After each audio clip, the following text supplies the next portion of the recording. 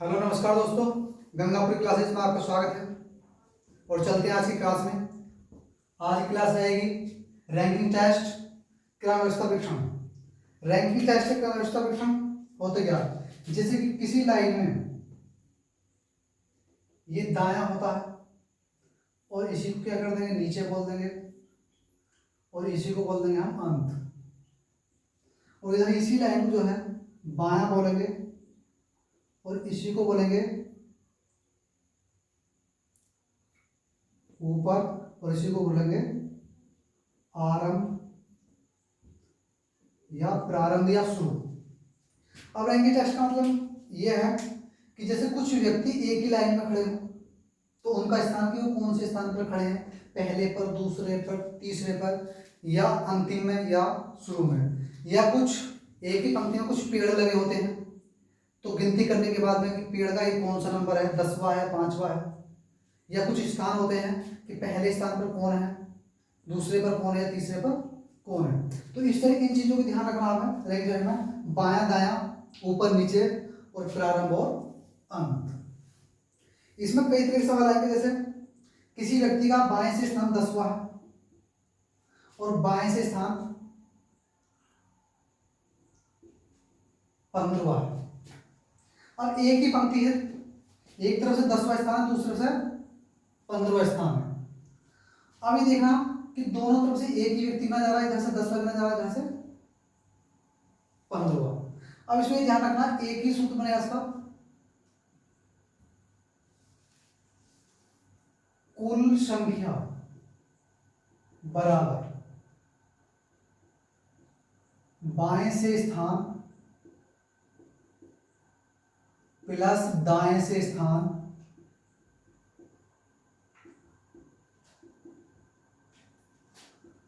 और माइनस 1।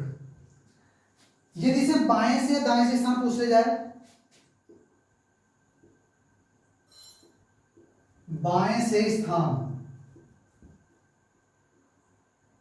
बराबर कुल संख्या माइनस दाएं से स्थान।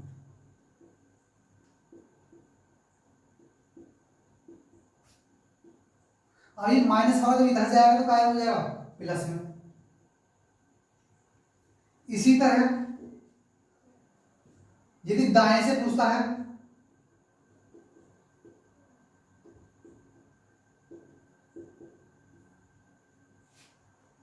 तो बराबर कुल संख्या माइनस बाएं से स्थान और ये प्लस। अब इस तरह ये लिया जाएगा यहां पर,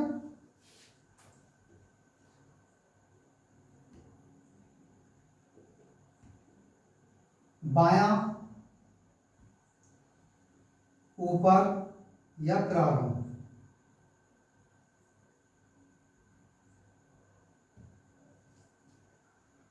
अब इसके लिए जो है ये क्वेश्चन दिया हुआ, इसी के अनुसार जो मैं 4-5 तरह के इसी में बता दूंगा।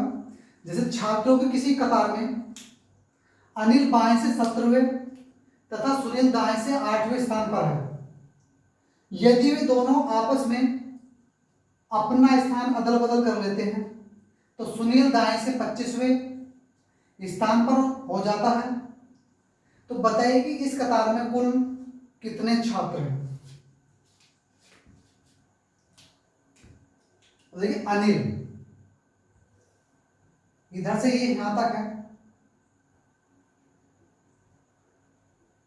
अनिल स्थान है 17वां। अब इधर से जो कौन है, सुनील,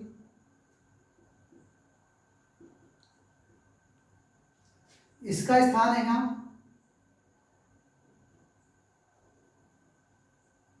8वां। अगर ये अपना स्थान बदलते हैं, ये यहां आ जाता है यहां पर और ये यहां पर। तो अब सुनील का दाईं ओर से यानी यहां से यहां तक 25वां स्थान हो जाता है। तो अब ये बताना कुल संख्या कितनी है। तो इधर से यहां तक सुनील का स्थान 25 हुआ, तो इधर से गिनती करने के बाद सुनील का कौन सा स्थान होगा? जब यहां से यहां तक 25, तो यहां से यहां तक कितना स्थान था? 17। तो कुल संख्या बराबर 25 प्लस 17, यानी बाएं से स्थान प्लस दाएं से स्थान और माइनस 1। 25 और 17 42 और माइनस 1 41। तो इस कतार में जो कुल संख्या 41 है, तो ऑप्शन नंबर ए आपका सही हो जाएगा। यदि इसमें अगर पूछने लगे कि अनिल जब बाएं ओर से 17वां है, तो दाएं ओर से कौन सा हो जाएगा? तो 25वां, और स्थान बदलने के बाद कौन सा हो जाएगा? दाएं ओर से 8वां। और इधर से बात करेंगे तो यहां से यहां तक के लिए 8 और 25 में अंतर कितना? 17 का। 17 और 17, इसका स्थान जैसे 34 हो जाएगा, क्योंकि 34 और 8 42 और 42 माइनस 1 41। अगले क्वेश्चन चलते हैं। अगला सवाल है, महेश और सुंदर 41 छात्रों की कक्षा में ऊपर से क्रम से 11वें और 12वें स्थान पर है, नीचे से उनके क्रम से स्थान होंगे। अब एक कक्षा है, ये उनकी कक्षा है, ये ऊपर है और ये नीचे है। अब कुल जो है 41 छात्र हैं इस कक्षा में पूरी। महेश और सुंदर, उनके स्थान ऊपर से 11वें और 12वें हैं। अगर यहां से बात करें तो ये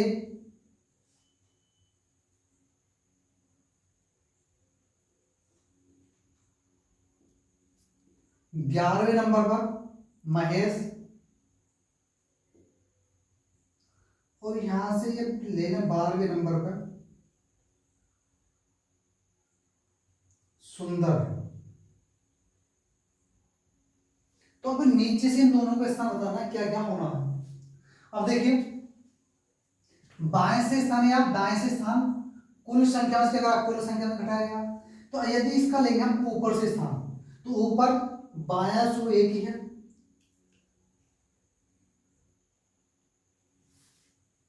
महेश का अंत से स्थान, तो कुल संख्या माइनस कुल संख्या कितनी? 41 माइनस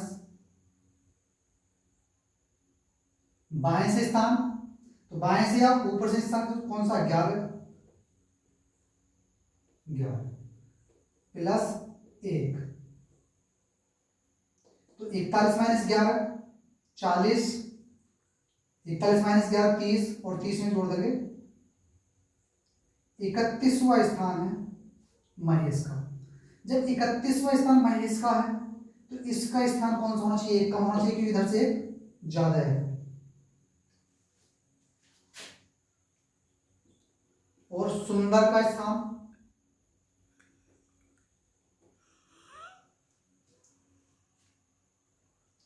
41 माइनस 12 प्लस 1।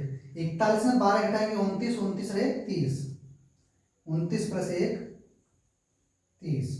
यहां भी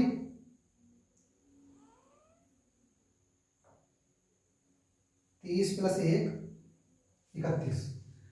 तो देखो महेश का 11 और इसका 12 स्थान, तो इधर से इनका स्थान कौन सा होगा? इसका स्थान हो गया 31वां और इसका स्थान हो गया 30वां। तो इसमें 31वां और 30वां ऑप्शन नंबर डी सही होगा। अगला सवाल है, लड़कों की एक पंक्ति में राजन दाईं ओर से 10वें स्थान पर और सूरज बाईं ओर से 10वें स्थान पर है। जब वे आपस में अपना स्थान बदल लेते हैं, तो सूरज का बाईं ओर से 27वां स्थान हो जाता है, तो राजन का दाईं ओर से कौन सा स्थान होगा?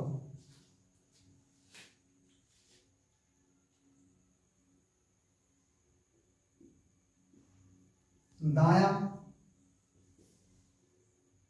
बायां। अब देखिए, राजन दाईं ओर से और सूरज बाईं ओर से। यहां से ये सूरज 10वें स्थान पर,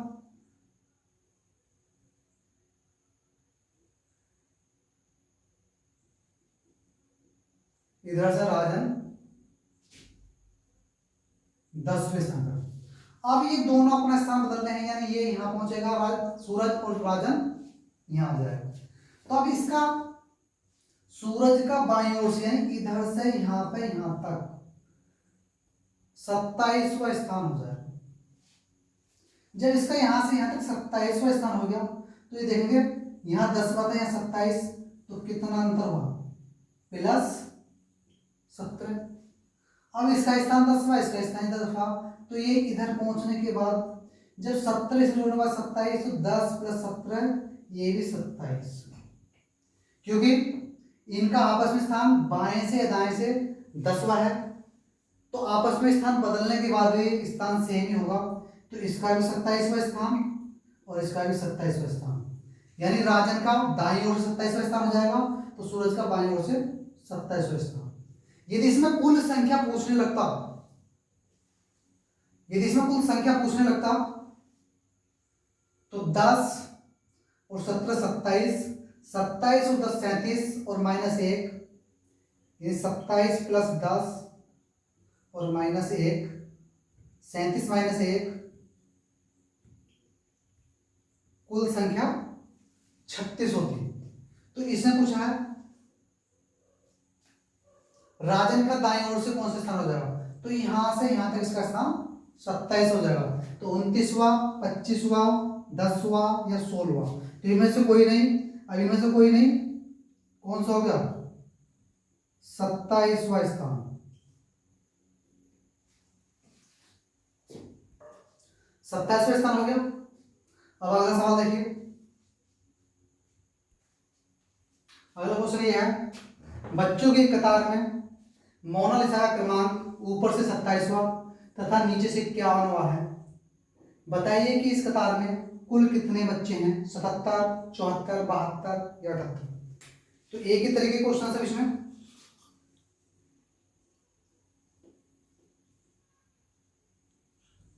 नीचे और ये ऊपर।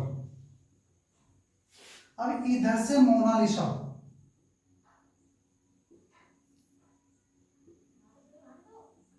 मोनालिसा और इधर से भी मोनालिसा, मोनालिसा। अब यहां से यहां तक और यहां से यहां तक, इधर से स्थान इसका 27वां और इधर से स्थान इसका 51वां है। तो इसमें कुल छात्रों की संख्या बतानी है, तो कुल संख्या बराबर, कुल संख्या बराबर बाएं से स्थान प्लस दाएं से स्थान, क्योंकि व्यक्ति इसमें एक ही है, उसी का स्थान बाएं से भी है दाएं से भी है। तो कुल संख्या बराबर बाएं से स्थान, तो बाएं से स्थान इसका 27वां या ऊपर से स्थान 27वां और नीचे से स्थान इसका +51वां और -1। 27 और 51, 1 और 7 8, 5 और 2 7, 78 - 1 77। तो कुल बच्चों की संख्या 77 है। तो ऑप्शन नंबर ए आपका सही हो जाएगा। अगला सवाल, 39 विद्यार्थियों की किसी कक्षा में सुरेश अशोक से 7 स्थान आगे है। यदि अशोक का क्रमांक अंतिम से 17वां है तो सुरेश का क्रमांक प्रारंभ से कितना होगा, 16वां, 14वां, 15वां या 24वां। देखते हैं, ये कतार है या कक्षा है, अंत और ये प्रारंभ। अब सुरेश अशोक से 7 रैंक आए हैं यदि अशोक का क्रमांक अंतिम से 17वां है, यानी इधर से अशोक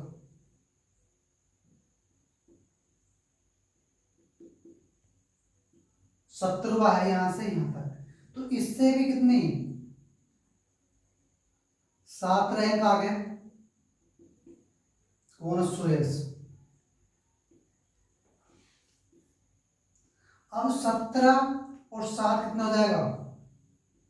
24वां। तो अब अंत से सुरेश की रैंक 24वीं होगी। जब सुरेश की अंत से रैंक 24 है और कुल विद्यार्थी उस कक्षा में 39 है, तो आप प्रारंभ से सुरेश की रैंक का पता चल जाएगा। और अशोक की, ऐसा पूछा सुरेश का क्रमांक प्रारंभ से कितना है, तो इधर से यहां तक ये बताना है। तो प्रारंभ से स्थान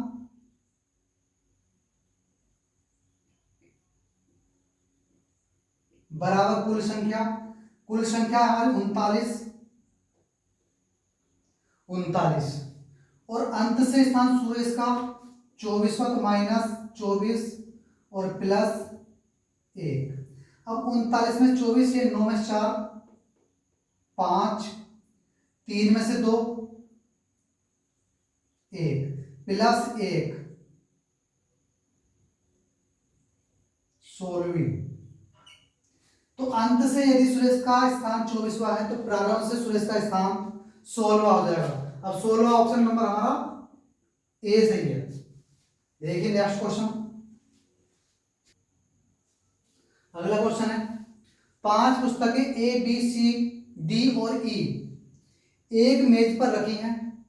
यदि ए को ई के नीचे, सी को डी के ऊपर, बी को ए के नीचे तथा डी को ई के ऊपर रखा जाता है, तो कौन सी पुस्तक मेज को स्पर्श करेगी या मेज के एकदम ऊपर होगी? ए को ई के नीचे तथा सी को डी के ऊपर और बी को ए के नीचे तथा डी को ए के ऊपर। अगर ये टाइप चेंज हो गया, अब क्या होगा? इसमें दो तरह के सवाल कर सकते हैं। एक तो इस तरह से तल बना देंगे, 5, तो 1 2 3 4 और ये 5, ये हमारी मेज होगी।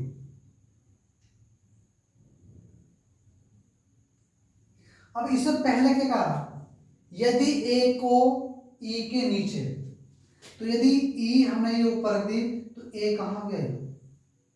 दूसरा कहा सी को डी के ऊपर। अब सी ये किसके ऊपर है? डी के ऊपर। बी को ए के नीचे, अब जो बी है वो ए के नीचे है, तो बी यहां आ जाए, तथा डी को ई के ऊपर। अब डी को कहा दें? ई के ऊपर, तो सी यहां आ जाएगा। मेज को 1 2 3 4 5 हो गई, तो यहां पर सी हो गई, ये डी, ये ई, ये ए और ये बी। तो अब इसमें बताना है तो कौन सी पुस्तक मेज को स्पर्श करेगी? तो मेज को कौन सोएगी? बी।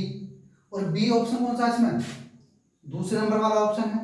अब दूसरे तरीके से सवाल उस तरह से कर सकते हैं, जैसे कि यदि ए को ई के नीचे, तो इस तरह से कर सकते हैं, या जो नीचे रखा जाएगा उसकी तरफ को जो है मुंह बंद कर देंगे और जो ऊपर रखा जाएगा उस तरफ को खोल देंगे। तो ए को ई के नीचे, तो ई यहां आ गया और ए यहां हो गया। सी को डी के ऊपर, तो सी किसके ऊपर है? डी के ऊपर, तो सी का मुख खुल जाएगा और डी की तरफ को बंद हो जाएगा। अब बी को ए के नीचे, अब बी जो है ए के नीचे है, तो बी यहां आ जाएगी। उसके बाद कहा तथा डी को ई के ऊपर रखा जाता, तो अब इसको उठाकर इधर रख देंगे, यानी अब यह बन जाएगा सी डी, और इससे छोटा कौन है? ई। इससे नीचे कौन है? ई। इसके नीचे ए और इसके नीचे बी। तो सबसे नीचे कौन सी है मेज? कौन सोएगी? बी। तो इस तरह से भी कर सकते हैं, इस तरह से कर सकते हैं, लेकिन ऊपर नीचे वाला इस वाले करोगे तो अच्छा रहेगा। तो इसके अकॉर्डिंग है, इसके अकॉर्डिंग उत्तर क्या आएगा हमारा? बी।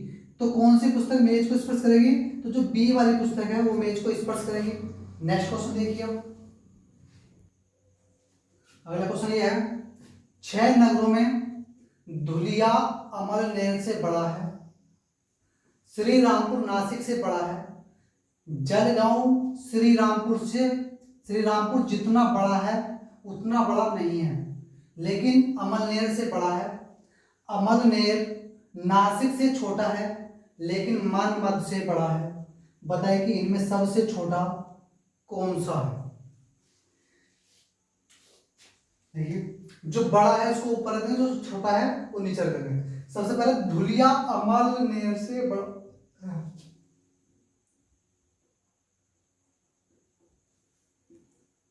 धुलिया किससे बड़ा है, अमलनेर से, तो अमलनेर इसके नीचे आ जाएगा।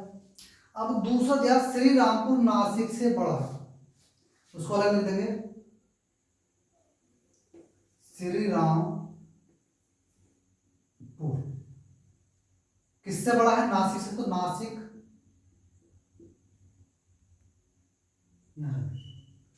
और उसके बाद दिया है जलगांव श्री रामपुर जितना बड़ा है उतना बड़ा नहीं है। अब जलगांव है जितना श्री रामपुर है, जलगांव श्री रामपुर जितना बड़ा है, यानी जितना बड़ा श्री रामपुर उतना बड़ा जलगांव नहीं है, उतना बड़ा नहीं है, लेकिन अमलनेर से बड़ा है। अब अमलनेर से कौन बड़ा है,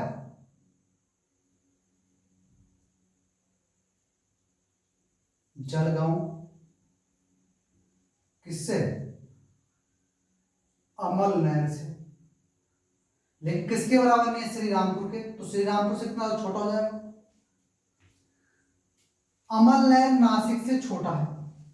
अब जो अमलनेर है वो नासिक से छोटा है, तो अमलनेर इससे भी छोटा है,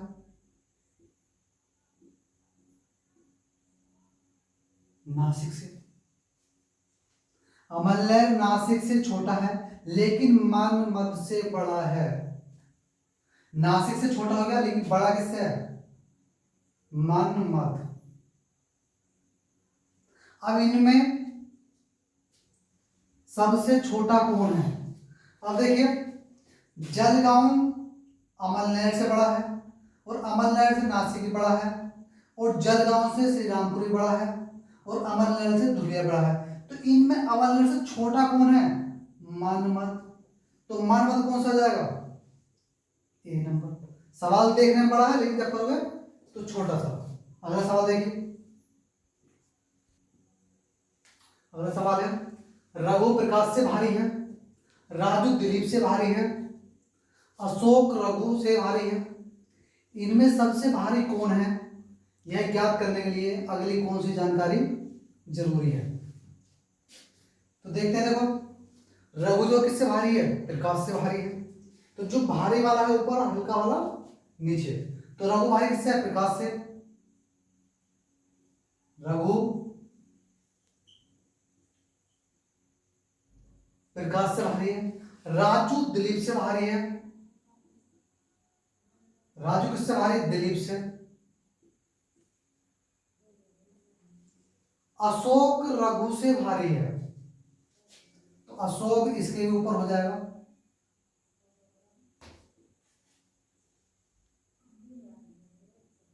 अशोक रघु से भारी है। इनमें सबसे भारी कौन है, ये ज्ञात करने के लिए अगली कौन सी जानकारी जरूरी है। अब रघु दिलीप से भारी है, अब रघु दिलीप से भारी हो जाएगा, तो इससे तो ये क्लियर नहीं होगा कि इनमें भारी कौन है। दिलीप राजू से हल्का है, दिलीप राजू से हल्का है, तो इससे हल्का है, तो इससे कोई क्लियर नहीं हो रहा कि हल्का है भारी है। प्रकाश राजू से भारी है, अब प्रकाश जो है राजू से भारी है, जब इससे राजू से भारी हो जाएगा तो राजू कहाँ जाएगा, यहाँ पर, और दिलीप यहाँ पर। तो अब इसमें पता चल गया कि सबसे भारी कौन है, अशोक, सबसे हल्का कौन है, दिलीप। तो इसके अनुसार क्या होगा, अगले जानने के लिए रघु दिलीप से भारी है, नहीं, दिलीप राजू से हल्का है, ये भी नहीं, प्रकाश राजू से भारी है, ये वाला सही हो जाएगा। तो दोस्तों ग्राम व्यवस्था परीक्षा में दो तरीके के सवाल आते हैं, जो मैंने दो तरीके के भी कई सवाल करा दिए हैं, 3-3, 4-4 सवाल करा दिए हैं।